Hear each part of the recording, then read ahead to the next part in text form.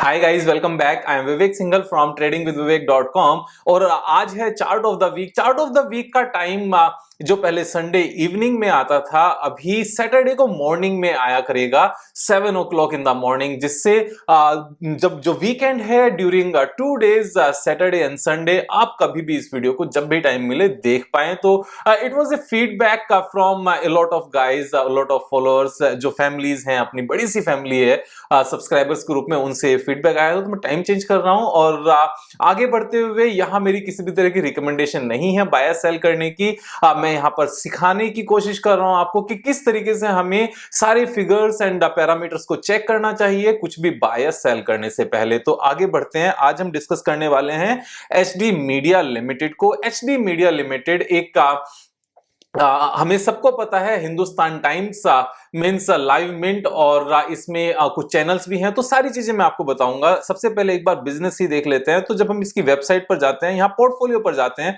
तो हमें सारी चीजें पता चलती हैं कि एचडी मीडिया लिमिटेड में क्या क्या बिजनेस है। Digital news means Hindustan Times, Mint and live हिंदुस्तान.com।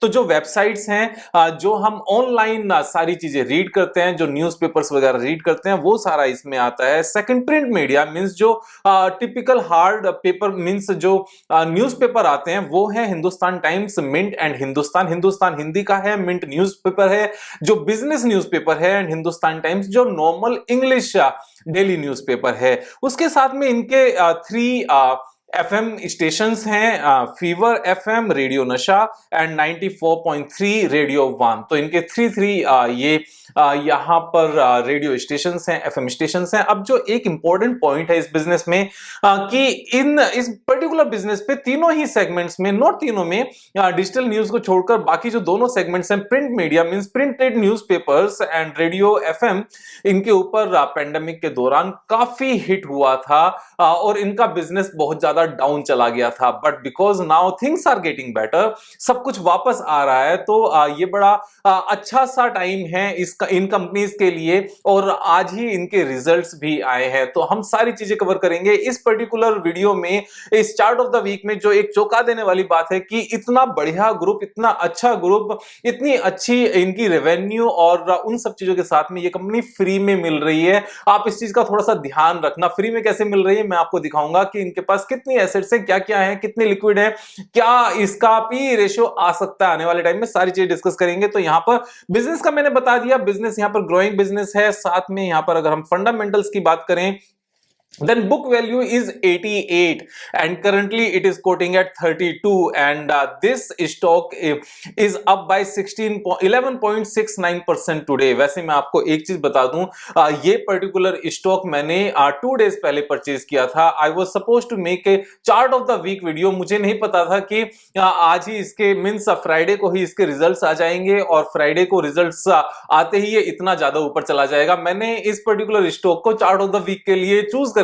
रखा था, लेकिन थोड़ा सा ऊपर चला गया। बट एनीवेज, यहां से ऊपर तक का जो स्कोप है इतना ज्यादा है कि अभी भी इसमें बहुत गुंजाइश बाकी है। एक एक चीज समझेंगे। तो बुक वैल्यू 88 है, प्रोमोटर्स के पास 70% होल्डिंग है, debt equity ratio means manageable है 0.45, एंड प्लेजिंग परसेंटेज यहां पर 0। अब जहां तक बात है रिटर्न ऑन कैपिटल एम्प्लॉयड, जो यहां पर माइनस में नजर आ रहा है, ये माइनस में एक्चुअल में नहीं है। उसका रीजन है, जब यहां कैलकुलेशन होती है तो 4 क्वार्टर्स की कंबाइंड टुगेदर कैलकुलेशन होती है, लेकिन क्योंकि इन 4 क्वार्टर्स में पेंडेमिक वाले भी क्वार्टर्स हैं, जब सेकंड वेव ऑफ कोरोना आया था तो सब कुछ बंद हो गया था, फिर से ट्रैफिक रोड्स पर उतना नहीं था, टैक्सेस वगैरह सब चीजों में यहां पर एक रेस्ट्रिक्शंस थी। लेकिन अगर अभी हम दिसंबर क्वार्टर के रिजल्ट्स देखने लगे, देन यू विल सी जो रेवेन्यू है वो after pandemic highest ever I है। जब से पेंडेमिक का हिट हुआ है मार्च 2020 से, तब से लेकर अब तक का हाईएस्ट रेवेन्यू है, हाईएस्ट इनका ऑपरेटिंग प्रॉफिट है। अगर आप देखोगे operating profit is highest means,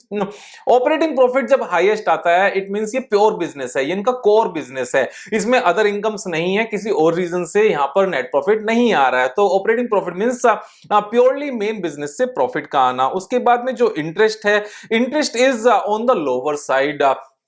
जितने भी पुराने क्वार्टर्स में उससे पहले कितना इंटरेस्ट आता था 24 करोड़ 28 करोड़ 27 करोड़, लेकिन अभी कितना इंटरेस्ट आया एक क्वार्टर का, सिर्फ 13 करोड़, यानी कि इन्होंने अपनी यहां पर जो बोरोइंग है उसको कम किया है। उसके बाद में डेप्रिसिएशन उसके पुराने के कंपैरिजन में कम है। कुछ एसेट्स के ऊपर पूरा डेप्रिसिएशन चार्ज हो चुका होगा, उसकी वजह से यहां पर डेप्रिसिएशन कम हुआ होगा। अब अगर हम नेट प्रॉफिट की बात करने लगे तो पिछले जितने भी क्वार्टर्स हैं उन सभी में हाईएस्ट एवर नेट प्रॉफिट है 45 करोड़ का एक क्वार्टर का।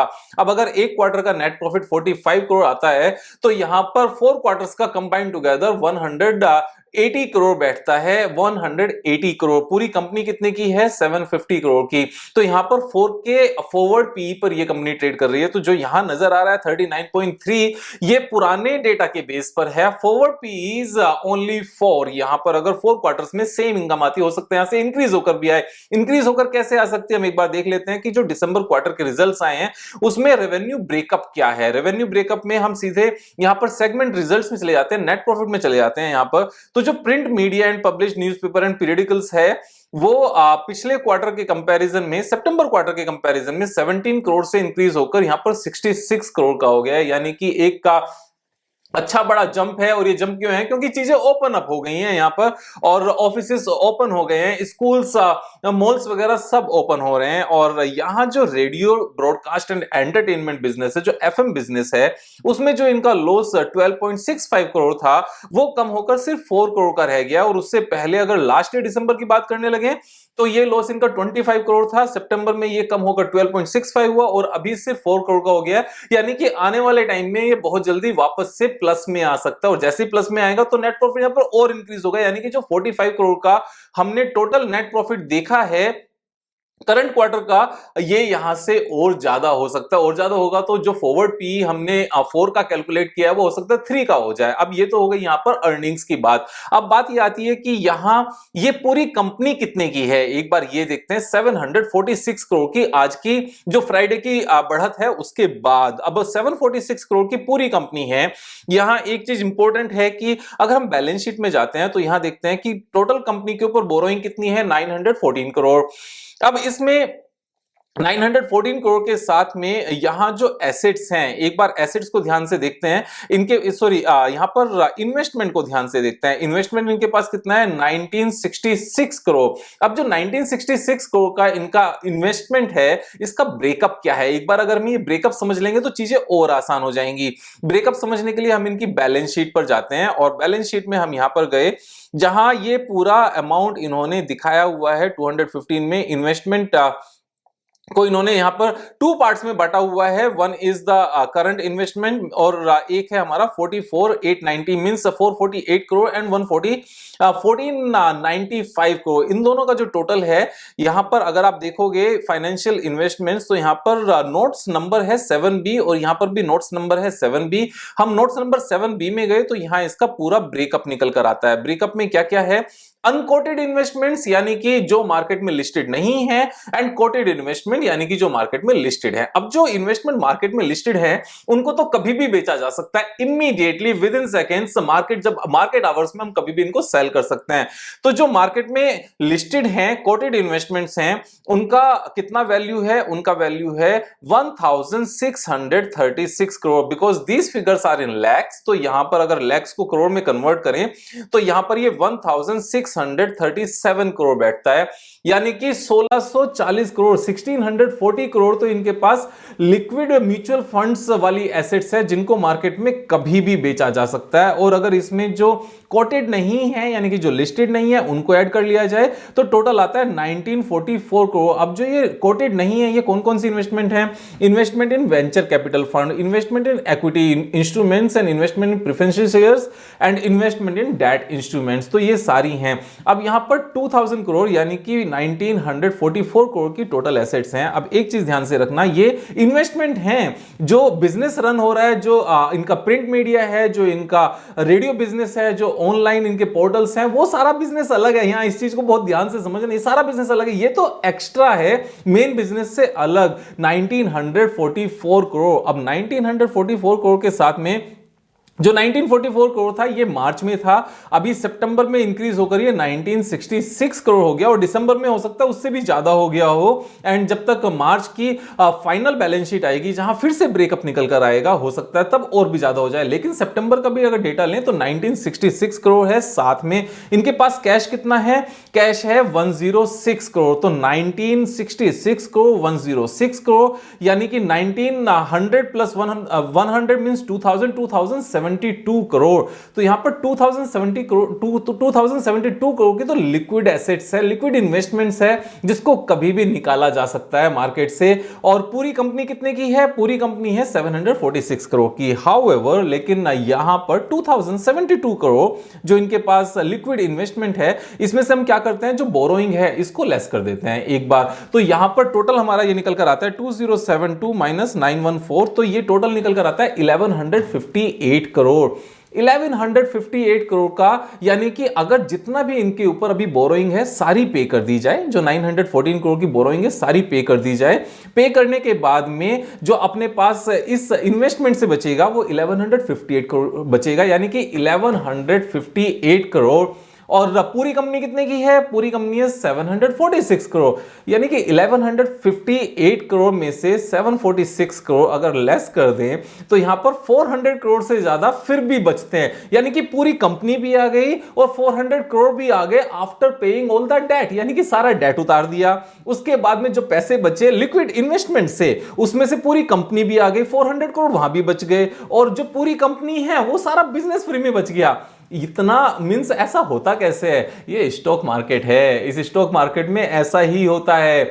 यहां पर ऑपरेटर किसी भी अच्छी चीज को ऐसे ही रोककर बहुत लंबे टाइम तक रख सकता है। यहां स्टॉक मार्केट की खूबी यह है कि अच्छी कंपनी कितने भी सस्ते प्राइस पर रखी रह सकती है और बेकार से बेकार कंपनी बहुत ऊपर प्राइस पर चल सकती है। तो यहां पर बिजनेस को समझकर, फंडामेंटल्स को समझकर, टेक्निकल्स को समझकर ट्रेड करने की जरूरत है।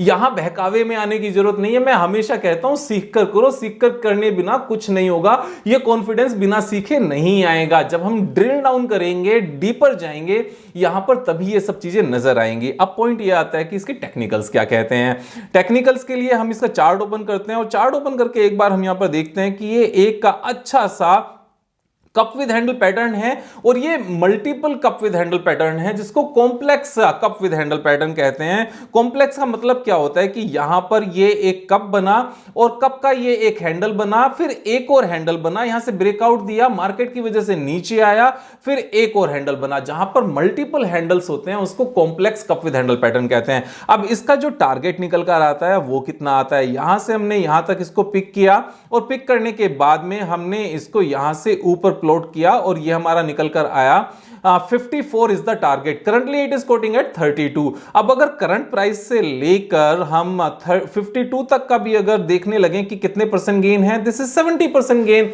अब ये जो 70% गेन है ये कौन से टारगेट प्राइस तक है, ध्यान से समझना, ये 54 तक के प्राइस तक है एंड करंट वैल्यू इज 32। 54 तक ये हमारा 70% गेन हो जाता है, लेकिन 54 तक ही जाएगा क्या जब इसकी बुक वैल्यू 88 है, यानी कि 88 तक तो ये जा ही सकता है। अब अगर हम 88 तक बुक वैल्यू तक भी इस कंपनी को मान लें कि 88 तक अगर ये जाता है तो 88 इज दिस प्राइस, और अगर करंट प्राइस से लेकर 88 तक का हम इसमें पोटेंशियल गेन देखने लगे, technical potential gain, then this is 176%। अब अगर ये 176% में आने में 2 साल लग गए तो भी बहुत सारे पैसे, मैं कहता हूं 3 साल भी लग गए तो भी बहुत सारे पैसे हैं। लेकिन जो टेक्निकल टारगेट है, टेक्निकल टारगेट अचीव होने में तो 1 साल से ज्यादा लगता नहीं है। 1 साल के बदले अगर मान लो थोड़ा सा ज्यादा टाइम लग जाए then this is okay, it doesn't make so much difference. जैसे यहां पर शारदा कॉर्प को लेकर एक वीडियो बनाई थी, उसमें 1 ईयर के बदले 1 ईयर 3 मंथ्स लग गए, लेकिन 100% गेन तो आया, टेक्निकल टारगेट था। सो यहां पर भी टेक्निकल टारगेट है। लेकिन जब मैं इतनी सारी बातें कह रहा हूं तो आप अपनी समझ से ही यहां पर ट्रेड करेंगे। एक चीज मेरी जरूर मान लेना, never ever invest more than 5% in a single stock. एक स्टॉक में 5% से ज्यादा पैसा में नहीं लगाना चाहिए। तो ये chart of the week video थी, दोस्तों के साथ शेयर करना, उनको सब्सक्राइब करने के लिए भी बोलना, क्योंकि जिंदगी अगर सिर्फ अच्छी अपनी बनाकर चलेंगे ना और दोस्तों की बनाकर नहीं चलेंगे तो दोस्त साथ में रुकेंगे नहीं, क्योंकि आप तो रिच बन जाओगे, लेकिन अगर दोस्त साथ में रिच नहीं बने तो यहां पर दोस्ती निभेगी कैसे। तो यहां सबको रिच बनाने की कोशिश करना है। जैसे मैं आप सबके साथ में ये सारी चीजें शेयर कर रहा हूं, आप भी भी अपने दोस्तों के साथ शेयर करो, उनको सिखाओ, उनको सीखने के लिए बोलो, डेली वीडियोस देखो और डेली वीडियोस देखकर अपने नोट्स बनाओ और उन नोट्स के बेस पर बैक टेस्टिंग करो। तो ये कंप्लीट प्रोसेस है, ये एक पॉइंट्स की सीरीज है। जब तक सारी चीजें कंप्लीट नहीं करेंगे तब तक का यहां पर सीख नहीं पाएंगे, और सीखेंगे नहीं तो मजा कैसे आएगा। तो सीखते रहिए, वीडियो देखते रहिए, नोट्स बनाते रहिए, बैक टेस्टिंग करते रहिए। कल फिर मिलेंगे एक नई वीडियो के साथ, तब तक मजे करो यार।